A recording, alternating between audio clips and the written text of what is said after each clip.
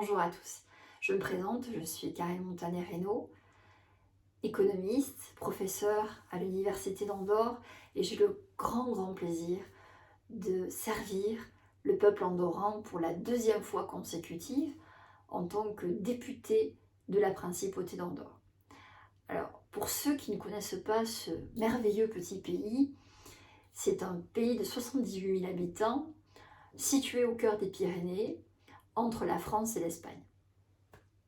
Je siège depuis de nombreuses années à la Commission législative de la santé et autant vous dire que mon rôle, bien évidemment, est d'aider le gouvernement à aller dans la bonne direction, de contraster l'information, de protéger mes citoyens et d'être disponible pour eux. Ça, c'est le rôle d'un parlementaire. Contrôler l'action du gouvernement. Donc c'est ce que je fais, en posant des questions. Voyez, ce qui m'attriste profondément, c'est que on s'aperçoit que nos populations sont très touchées au niveau de l'appauvrissement et au niveau de la santé mentale. Il y a deux choses très préoccupantes quand on voit la santé mentale de nos jeunes, de nos anciens. Eh bien, il faut se poser les bonnes questions. Et quand on a une crise sanitaire comme celle de la Covid-19, eh bien, il faut prendre en compte tous les éléments. On a une responsabilité, les pays ont une responsabilité sur la communication qu'on fait aussi. Moi, je me demande pourquoi les États ne communiquent-ils pas sur le taux de mortalité, qui est très faible, 0,05%. Pourquoi ne communique-t-on pas sur le taux de létalité, qui est chez nous, en Principauté d'Andorre, de 0,4%? Comment se fait-il qu'on communique sur des cas positifs, qui sont des tests positifs, et non pas sur des cas malades? Comment se fait-il que nos États ne communiquent-ils pas sur, par exemple, le taux de guérison, qui est à plus de 99%? Comment se fait-il qu'ils ne communiquent pas sur les traitements alternatifs au vaccin? Par exemple, parlons-en, l'hydroxychloroquine, l'azithromycine.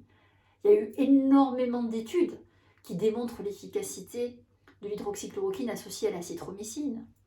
Nous, en Principauté d'Andorre, nous avons fait une étude, certes qui n'est pas randomisée, mais une étude qu'on a partagée à la communauté scientifique internationale, qui démontre l'efficacité de ces molécules sur la Covid-19. Une étude qui a été d'ailleurs citée par le professeur Raoul lors d'une interview. Comment se fait-il qu'on ne parle pas du traitement des corticoïdes, par exemple, qui marche très bien aussi? Comment se fait-il que nous ne parlons pas de prévention? Or, beaucoup de médecins recommandent la prise de vitamine D, du zinc et de la vitamine C.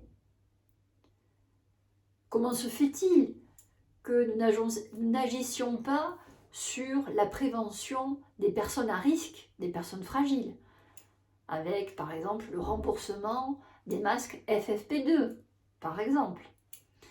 Donc vous voyez, il y a de nombreuses questions qui restent en suspens.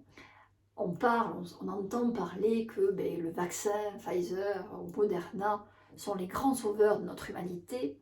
Or, quand on a la curiosité d'aller sur la page web de Pfizer, sur le site web, eh bien, on reste perplexe. On reste très perplexe. On voit par exemple que Pfizer ne se cache absolument pas que son vaccin n'a pas été approuvé par tous les États et par toutes les agences du médicament. Par exemple, que de nombreux États considèrent ce vaccin comme expérimental, dont l'efficacité et la sécurité n'ont pas été démontrées. Je répète, ça, on peut le lire sur la web de Pfizer. Ensuite, qu'est-ce qu'on voit? On voit que Pfizer nous communique que son vaccin n'a pas été approuvé par la Food and Drugs Administration des États-Unis, mais qui a été autorisé par certains États pour usage d'émergence, avec tout ce que cela engendre, c'est-à-dire usage d'émergence, ça veut dire qu'il n'y a pas d'alternative au vaccin. Alors que si, qu'on a vu qu'il y en avait. Donc, voyez, tout ceci doit vraiment susciter notre esprit critique. Et quand on voit que de nombreux contrats, que pratiquement tous les contrats avec les firmes pharmaceutiques sont des contrats confidentiels, eh bien là, il faut se poser des questions. Qui va payer pour les effets secondaires? Qui va payer? Moi, j'ai posé la question à mon ministre en comparution publique. Je lui ai dit, Monsieur le ministre, qui va payer les effets secondaires? Le ministre m'a répondu, l'État endorant. L'État endorant, autrement dit, les citoyens avec leurs impôts. C'est eux qui vont payer, au bout du compte. Donc ce qui m'attriste profondément, c'est que les États, de nombreux États, font le marketing du vaccin, au lieu d'être transparents et de dire, écoutez, il y a un vaccin, effectivement, il y en a plusieurs, et voilà, donc on a quelques doutes, bien évidemment, c'est expérimental, on n'a pas assez de recul pour voir effectivement les effets secondaires dans le temps. Donc il y a certaines évaluations qui n'ont pas été faites au niveau de l'étude clinique, etc. Ben, on voit qu'il n'y a pas de transparence, qu'on assiste à une véritable propagande du vaccin. C'est ça, moi ça m'attriste profondément. Donc moi j'encourage les États vraiment et les députés à réfléchir sur les conséquences, parce qu'on n'a pas assez de recul, on n'a pas assez de rétrospective, et on peut avoir de gros problèmes dans un futur. Alors je souhaite bien évidemment que ce ne soit pas le cas, mais il vaut mieux rester prudent. Et d'ailleurs, M. Vaccin en France l'a dit. Il a dit prudence tout au long donc, du processus de vaccination. Donc voilà, je tenais à vous partager donc ma vision.